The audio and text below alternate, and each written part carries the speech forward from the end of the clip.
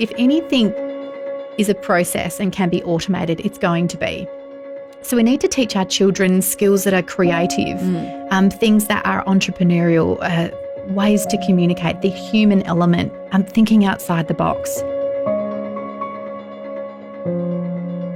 My guest today is Aly Garrett, the founder of All In Advisory. You've got to build your own platform. I think that's the thing, and that's what I've learned. You have to build your own platform. She's the winner of the 2019 Women in Finance Small Business Advisor and Principal of the Year Awards, as well as the 2018 SA SMSF and Accounting Professional of the Year, Partner of the Year and Overall Excellence Awards, and the founder of one of the top 50 cloud accountants in Australia. For me, it's around finding what I'm really passionate about and doggedly doing that. Aly is a fellow CA and tax agent and draws on over 25 years of experience to deliver customised accounting, taxation, advisory, transactional and cloud solutions. She's a leader in the tourism industry and the cloud revolution space, helping to elevate businesses to the cloud and deliver automation to future-proof businesses, delivering efficiencies and improving profitability. It's one of my biggest things, like diversity of thought. Is so impactful. Aly is passionate about seeing businesses thrive and adapt in these times of a rapid change. The ultimate success for her has come about by combining her love for her work and her passion for her family. Aly has built her life around this solid foundation. Hi, I'm Aly Garrett, founder of All In Advisory. Join us for the Accountants on Purpose podcast. Hi, I'm Sarah Bartholomew's from YouLegal. The Accountants on Purpose podcast showcases inspiring accountants who are leaders in their field. And then it just came to me like a bolt of blue. What makes them tick? Love it. How did they get to where they are? I want to inspire. And what do they do now for their teams, their clients, and the world? What's your favourite scene from a movie? I recently went to watch Little Women. Oh. And that was it was like my favourite book as a kid. Yes. And in this movie, trust me, you'll have to bring the tissues because I cried like from 5 minutes in to like the end plus more. There's the part where Jo March says, and I'm going to read it out, it says, I just feel like women, they have minds and they have souls as well as just hearts. And they've got ambition and they've got talent as well as just beauty. And it just hit me to the heart. And I was like a blubbering mess because isn't that just so strong? That's so powerful. And that's how I feel. That's how I felt, growing up and in my career, that I'm just more than what I look like. Yeah. I've got so much more. I've got so much more to give. So that was my favourite. Need the platform to... Yeah, you've got to build your own platform. I think that's the thing, and that's what I've learned. You have to build your own platform, and some people are going to help you step up, but it's building that platform for yourself. I did a goal a couple of years ago where I didn't buy any new clothes or shoes for a year. And it transformed my relationship with retail, which was what I had hoped it would. Yeah. And I threw away the clothes I didn't wear and made a real effort to kind of work out what my style was. Yeah. But I was walking through the city one day and I heard the song that says, my worth is not determined by the price of my clothes. Yes. And I had a similar moment where I was just like, this is, so foundational. Yeah, it's powerful, and I think it was kind of all the things I've ever felt, but just put into words. Yes. And I'm like, oh, that's it. If I can just learn that quote and live it. Yes. Like that's. Have it as a mantra. Yeah, absolutely. And what I loved about that is I read that book as a teenager. I've just borrowed it from the library. I thought I should read it before I do. Like it's a really powerful movie. Like I'm going to take my daughter Estelle there because she's going to get so much power from that. Yeah, good. Yeah, beautiful. Yay, that's beautiful. When was the last time you laughed out loud and what was so funny? So I've thought about two situations here. One was at work where we do have a lot of fun at work, and it was a little while ago, but Lucinda sometimes she gets really sharp pains and it's a thing for her. I don't know where it's come from. She seems to think it's okay. Anyway, the first time it happened, I like panicked and I like jumped up and I'm like, I'm going to give you CPR. And I'm like, I don't know CPR. And like we just absolutely cracked ourselves and we were in absolute tears, like literally falling onto the ground, and which didn't help Lucinda because she was in pain and couldn't breathe, and I felt really bad. Oh my goodness. But so now I know, now we've got this running joke about, I'll do CPR, but I've just got to learn it. Yeah. But the most recent one was I went to the Murray on the weekend with the kids and hubby. There, like being a observer on a boat with people on the back is one of the funniest things you can do. It is funny. I know, right? So Estelle and Johnny, my hubby, were on the biscuit and he's getting a bit cocky and he stands up, and so the driver's like, I've got this. And he literally whips the boat, and all I see is Johnny fall onto a steel and they absolutely flip, and it was just the funniest thing I've seen.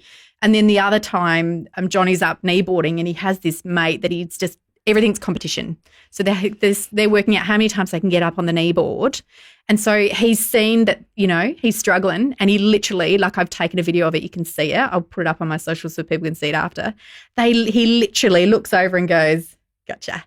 And he just pushes him off, and his facials are hilarious. And that's the stuff I love. Like, just the water sports thing has been fantastic, but I literally laugh the whole time. I just want to observe. But it's so good to just be the observer then. Oh, 100%. I don't want to be the one up your nose. I don't want to be the one falling. No. But it's just hilarious. And I love people's facials. It's like they're just truly themselves, right? Yes. And there's so much joy and there's so much laughter and they love themselves. I love it. Yeah, we're going up on Saturday. So awesome. The kids are going to have a ball. Yeah. It's the best thing we ever did. We made a conscious decision to buy a boat and all the stuff that goes with it, because as the kids get older, they want to do it more. But they want to go off with their friends. Do their own things, whereas it's a big family thing. I wanted to get them off the tech and to drive them back home along with their friends, and it's worked. Brilliant. Between us. Strategy. I know. And execution. Are you a morning person? I didn't used to be. Because I was an absolute caffeine addict and I'd needed my coffee to kind of feel good. Yeah. And and I was a manager of a team, and one day one of the girls said to me, "Oh, have you had your coffee yet?" And I'm like, "No." And she's like, "Oh, okay, I'll just leave it and come back." And I looked at her and I said, oh, "Is this a thing? Like, are people know to avoid me?" And she's like, "Yes, you are just like grumpy until you've had your first morning coffee." And I'm like, "I'm done. I'm over it. I'm never doing coffee again." And I haven't. That was like 20 years ago. How many coffees did you used to have? Oh, it was like incessant. It was like not just one. No, you may as well just put the drip in and let it go, because it was just all the time. It would be up to 10 or more a day. It was not healthy. And when I kicked the habit, it was like I was a recovering drug addict. Like I had the shakes, the headaches. Need time off work? Sleep. Yeah, I did. I had to take time off of work. But did you just cold turkey it? I cold turkeyed it 100%. I just went, I'm off. You had an aha moment, and then it was just... It was a forced aha moment because I didn't want to be that person. No. I don't want to be that person. It wasn't forced. You could continue to be that person. There's plenty of people in firms who are. Yeah, I didn't want to be that person, conscious choice. And so, but ever since then, I've been a morning person. So I'll get up, I'm religiously get up at 6:30 every morning, go to the gym, do whatever. And it's just, it feels like I've actually got my life back and I'm not controlled by coffee. So good. So yes, I am now. I know, right? We've all got our vices, but I've broken that habit. So yeah. Well done. Thanks. You have a lot of experience in the travel industry. What led you down that road? It's most probably a bit bigger than travel. So I would describe it as tourism and hospitality. But the travel bug, I got really, really young. So when I was 21, which was, 5 years ago, I travelled, the whole of Europe, America with one of my besties, 21, living the high life. But it was actually a really life-changing experience for me, and it brought to me this passion for travel. And I used to be this really introverted, shy person. But being out in that space, you have to be extroverted. You've got to ask, how do I get here? Where's the toilet? Where's the toilets? And you live in hostels, right? Yes. Where there's all these crazy people wanting to talk to you. And I was like, whoa.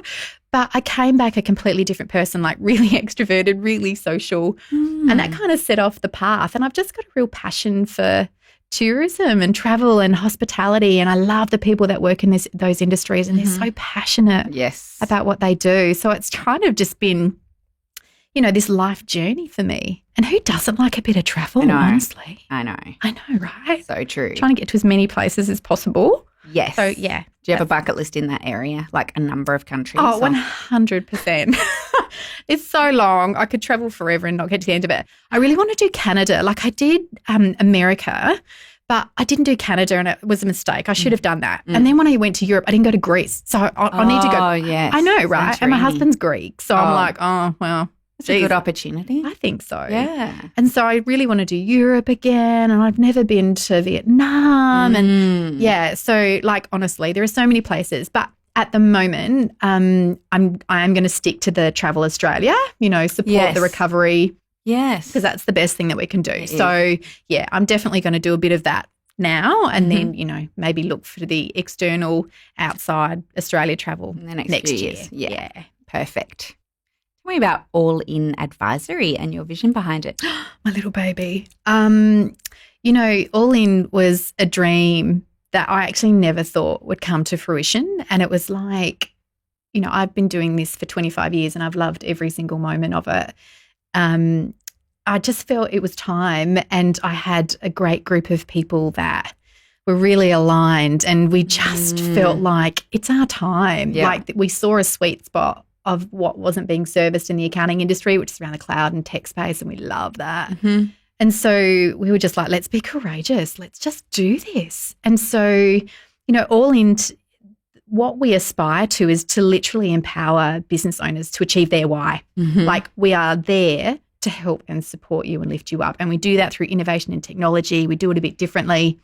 We've got a bit of a mantra, and it's based around the name, all in or all out. There's no halfway. Oh, I love it. Yes. And it's so your personality. 100%, right? Like it totally is. And it just so helps that all, first letter of my name, Aly, A, Lee for L, and Lucinda L. Like three of us went out all, and we were like, that moment. And so it has been, like we started in October 18, so not that long ago, but it has been the most joyful part of my career so far. But I'm so glad that I've had all of the journeys along the way, all of the learnings, because it's kind of helped. Like what we say is it's like a 25-year overnight success story. Yeah, that's how long it takes to be an 100%. Between 23 and 25 years. Like people say, where did you come from? Like how did you, get so much coverage? And it's all of the stuff behind the scenes. It's all of the hard work that people don't see. Absolutely. Yeah. So you've won a lot of awards over the last few years, which makes it look like you're absolutely nailing it. How do you define success? For me, it's around finding what I'm really passionate about and doggedly doing that. And it's also finding that mix between that work and the home. I don't like to call it balance. For me, it's really fluid, but finding that perfect blend. Yeah. And earlier on in my career, I was a bit of a workaholic, and I had this really defining moment, which was quite traumatic for me, where my first marriage broke up. But it was one of the best things that happened to me as a mother, because it gave me this perspective and this yardstick of what was really important to me, and that was my kids and my family. Yep. And so I made conscious choices around that time to refocus on that. And ever since that time, I've been able to find that fluidity between the things that I love at work and the things that I love at home. But for me, that success is really just finding what you're passionate about and just driving towards it. So you just said this, but family is really important to you. What advice would you give to people striving to balance professional life with their family life? Yeah, I think it is about loving what you do and focus. But then if you love what you do and you want to keep doing it, how do you make the space for your family who you also love? Do you do it in a very calendar? I live and die by my calendar. Yes. Way. I live and die by my calendar, and I do have boundaries. So I take off every Friday to be with the kids. Now they're at school, I do the drop off and pick up and all those other bits and pieces. And my little Livy, I spend that time with her. So and I've always done that. But I'm really conscious about when I'm with the kids, I'm with them. 100%. 100%. I'm engaged. I'm not anywhere else. I'm there. And I do have this ability. It's like a switch. I flick it on and off. So when I'm at work, I'm at work. When I'm at home, I'm at home. And it's not And I, those roles do, flex and mold. But because I love what I do, it doesn't feel like it's work. But the thing that's really worked for me is setting those boundaries and always, going back and making sure that I'm resetting them because they do tend to fall off. Yeah. Especially you would be like us. We have like really crazy busy times. Yeah. And really quiet times. Yeah. And even yesterday I was just like so stressed because I've just been packing my calendar too much, which is a mistake. I need to have meetings in the morning and then the afternoons to be able to catch up. Whereas yesterday I just had meetings all day and I came home and I was still wired because I just hadn't finished things. Yeah. But see, I've learned that I can only do 2 to 3 client meetings in a day. Yeah. Because I give so much in those meetings. Yeah. I'm exhausted and then I've got nothing more to give. So I'm really conscious about I'm only booking out 2 today. And so I make all these little conscious decisions that I've learned from all of the stuff before. Yes. And I live and die by my calendar. And you can't break those rules or everything falls apart. Yeah. And I think the other thing is risk management. That's been a huge thing for me. And what I mean by that. So when my first marriage broke down and I was looking for an opportunity, to move in my career, I went to a firm that had 3 other directors and principals and a large talent pool. So that if I couldn't be there and I had to spend more time at home, I didn't need to. There was backup. And so, I've only really moved into this new firm because things have become quite solid for me. But I've always had risk management. I've always had the tribe behind me to support and made sure that there's enough in it. So it's not just all me. It's never all about me. It's about utilising all of the resources that you have around you, and that's at home and at work. So, I've done this balancing thing for, 14 years. And it just feels right. And I feel so confident in that. And, I have a lot of women ask me, I feel so guilty. And I have to say, I don't. I don't feel guilty at all because I know that I have a great relationship with the kids. I know that I have, great relationships with my team and with my clients, and I'm giving each of those my best. But it's because of the boundaries and because of the rules that I've created around that. So I don't feel guilty. Brilliant. Love it. Speaking of family, you once wrote an article about future-proofing kids, which I think a lot of people would be interested in. Yeah. What are your top tips? Yeah. So this kind of came about because there was this quote that was that 5 million Australian jobs are estimated to be replaced by computers in 10 to 15 years. And that was 40% of the workforce. And I'm like, I've got kids. That's my children's job. So I was like, I have to do something about that. Yes. So I did a lot of research into it. And some of the things that I found was if anything is a process and can be automated, it's going to be. So we need to teach our children skills that are creative, things that are entrepreneurial, ways to communicate, the human element, thinking outside the box. So all of those things are what this article is really about. It's about encouraging innovation and encouraging creativity.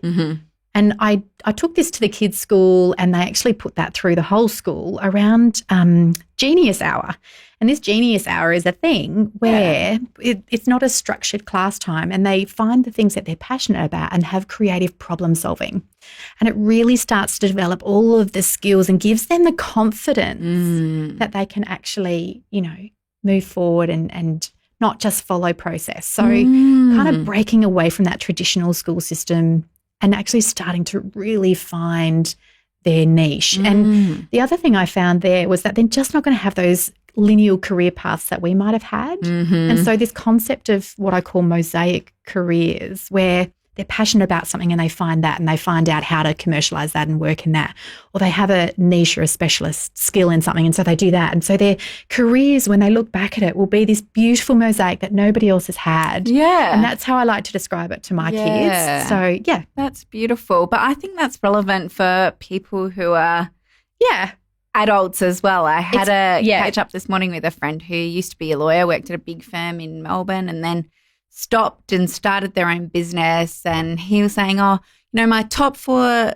strengths are communication, creativity, I need to be able to travel and I love being connected to people. Yeah. And I said, okay. And he's like, I'm going to be a lawyer again. And I'm like, you're just going to find it really hard to have all those 4 things. Yeah. And so we brainstormed some things that are if he's interested in being in the law, that could still work. Yeah. But that he's not stuck in an office 10 hours a day. Yeah. That he can travel and use that creative brain. Yeah. And there's so many options like that available and it's about now. thinking about things differently. That's all. Like, what's the problem? It's like this design thinking, right? So what do you currently have and where do you want to be? And let's get all this diversity of thought around that and work out how it can work for you. And that's what we need to be for our children. Like, exactly. Just to encourage and support them and give them those skill sets. I'm thinking about writing a book about that, about the importance of diversity of thought. Oh, because huge for me. I think that AI is going to be so flawed if there's not that put into it early. Yeah, completely. And I want to raise the awareness now so that people are thinking about it in advance. But I don't know if anyone's going to listen to me. Oh, honestly, I would. It's one of my biggest things. Like, diversity of thought is so impactful. Like, when you're in a meeting and there's just, in my world, all blokes, what comes out is like, same old. You go to a conference and there's all male speakers. I know.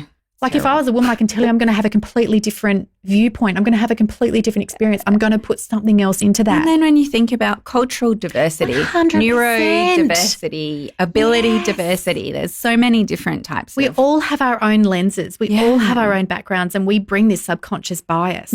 But the only way to break that subconscious bias is through diversity. Yes. It's that challenging of thought. It's the challenging of processes. And it's so powerful. Like, I'm not all-knowing. I don't know everything. Bring other people into the journey. Get other opinions, That's the power. There is so much power in diversity. Love 100%. I would listen, read, watch. I'll keep you posted. Yeah. What is your purpose? My purpose, I think, is to lift others up. And I've only, really come to realise this a few years ago. My greatest joy is actually seeing other people succeed, whether that be my children, whether that be my family, my clients, my team. And when as a manager, I've gone through lots of different varying forms of management and lots of stories along the way, I can tell you. But my niche in management is actually about building people up. Yes. Playing to their strengths. Right. Making them feel like they can do anything. And what you see from that and how they blossom is even talking about it actually brings me waves of joy. Right? That's how I know that that's my purpose. Because when I look at every single thing in my life and what brings me joy, it's that. Oh, I love it. Is there anything that I haven't asked you that I should have asked?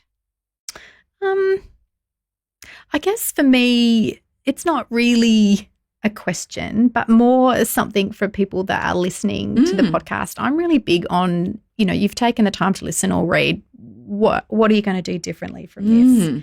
So for me, it's around, if there's anything that you've heard in what we've said, if there's any actions that you can take, like even if it's just the smallest thing, just to do that, to make a change, to think about things differently, if it's around setting boundaries or if it's around I'm going to calendarize things, So really taking the time and saying, okay, I've spent, however long listening to this.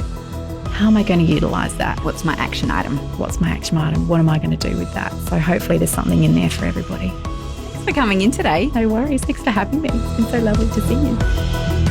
Thanks for tuning in to the podcast today. If you're still listening, you can find the show notes on our website, ulegal.com.au. You're welcome to go ahead and subscribe, leave a review, and share the podcast with anyone that you think might benefit from it, anyone that you think is open to helping us create a world with a purpose that's higher than profit. If you're an accountant on purpose, feel free to find our Facebook page and join our community.